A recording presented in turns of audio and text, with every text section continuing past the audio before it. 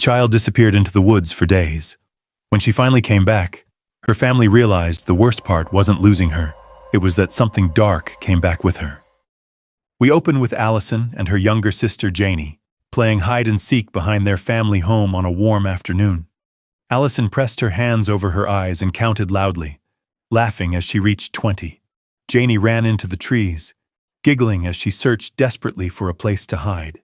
As she slowed down, unsure where to go, a sound drifted through the woods. It was a woman's voice, soft and beautiful. 1, 2, 3. The melody wrapped around Janie's thoughts, pulling her forward. Fear faded. Without realizing it, she followed the sound deeper into the forest, her eyes slowly closing as her feet carried her onward.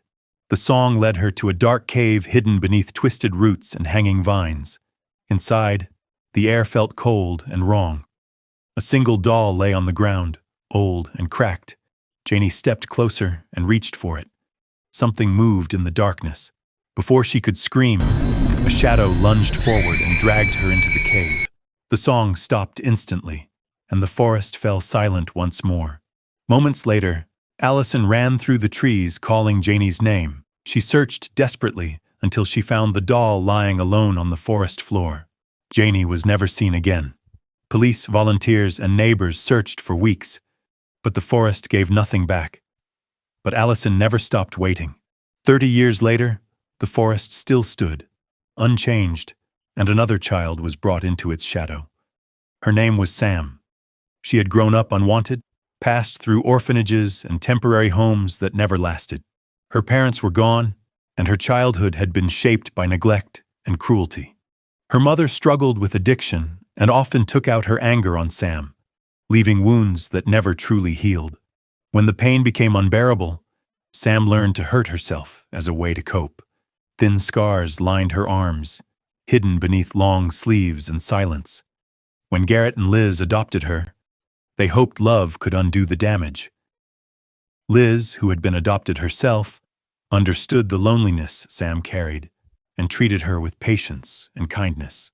Garrett tried too, though he struggled to connect with Sam's emotional distance. They already had a daughter named Olivia. She was young, sweet, and trusting, excited at the idea of having an older sister. Sam didn't know how to be that person, but she tried. One afternoon, Sam walked home from school with her best friend Emily. Olivia followed behind them, chatting happily. When they reached a fork in the path, Sam made a choice that would haunt her forever. She told Olivia to go home alone through the forest, a shortcut to their house. While she stayed behind with Emily, Sam chose freedom over responsibility, fun over duty. Hours later, she returned home to an empty house.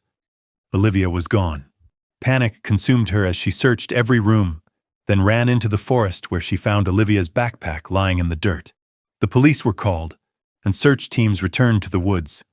Garrett's anger erupted, blaming Sam for failing to protect his daughter. Liz defended her, but fear and grief filled the house. Days passed with no sign of Olivia.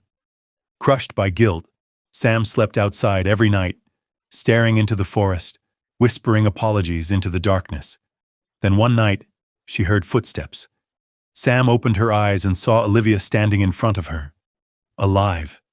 The family was overjoyed, but Sam felt something was wrong. Olivia barely spoke and often stared toward the woods as if listening to something no one else could hear. Garrett never forgave Sam, and the tension in the house remained. One night, Sam woke up thirsty and noticed the front door was open. Olivia stood outside, facing the forest. When Sam asked what she was doing, Olivia calmly said she couldn't sleep.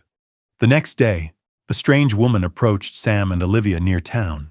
She stared at Olivia with unmistakable fear and pulled Sam aside, whispering that the child was dangerous. Then she walked away, without explaining. As Halloween approached, Liz begged Sam to stay home with Olivia while she and Garrett worked late. Reluctantly, Sam agreed and canceled her plans with Emily.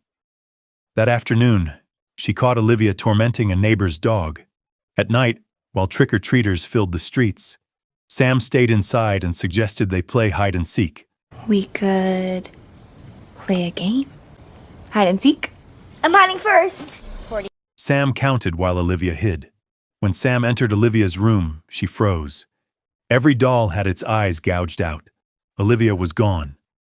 Terrified, Sam ran into the forest, afraid history was repeating itself.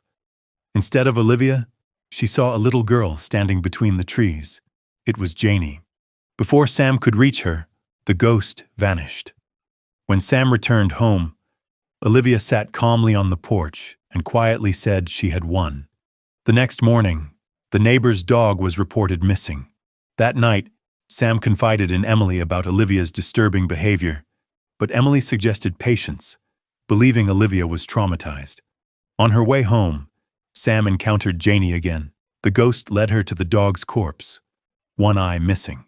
When Sam brought Garrett to the spot later, the body was gone, and he accused her of lying and also cautioned her for wandering the forest in the night.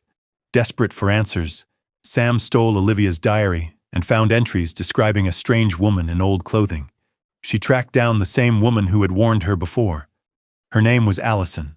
Allison revealed the truth. Years ago, Janie had returned after her disappearance, but she wasn't really Janie. She was a hollow one, an ancient forest entity that steals children, traps their souls, and wears their bodies. Children who returned were never real. Olivia wasn't Olivia. Sam learned that Janie's spirit remained trapped in the forest, which was why she could see her. The only way to save Olivia was to find the place where the Hollow One kept the stolen children. Sam devised a plan to trick the creature by pretending she knew its hiding place. Olivia overheard everything that night. Yeah, tomorrow after school. I got the location of the cave from Allison. The next morning, Sam's phone was gone. At school, Sam learned from Emily about her own past, including the death of her younger sister, another weight of guilt she carried. A classmate named Logan finally believed Sam and agreed to help search the forest. However, Sam was detained at school by police questioning a fire at Allison's house. Logan went into the forest alone. Olivia appeared, led him deeper inside, and killed him.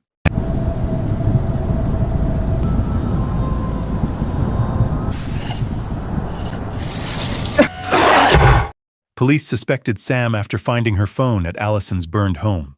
Sam realized Olivia had murdered Allison to silence her. When Sam tried to warn her parents, they believed she was having a breakdown. That night, Olivia attacked Sam in her room. Sam stabbed her, but the demon only smiled.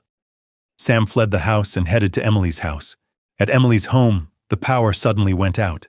Olivia appeared and murdered Emily, but before she could get to Sam, Allison, who had survived the fire, saved Sam and urged her to go into the forest. The demon killed Allison shortly after. Guided by Janie's spirit, Sam found the hidden cave. Inside lay Logan's body and the remains of other children. Olivia was still alive. Sam freed her just as they were about to leave. The Hollow One attacked. Using a flare, Sam blinded it and escaped with Olivia and brought her home. Garrett and Liz finally understood the truth. But evil is patient, thinking that everything had ended. That night, Olivia climbed into Sam's bed. The girl beside her smiled. It wasn't Sam. The real Sam was still trapped deep inside the cave, and the Hollow One had found a new face. If you enjoyed the video, don't forget to subscribe and turn on the bell for more.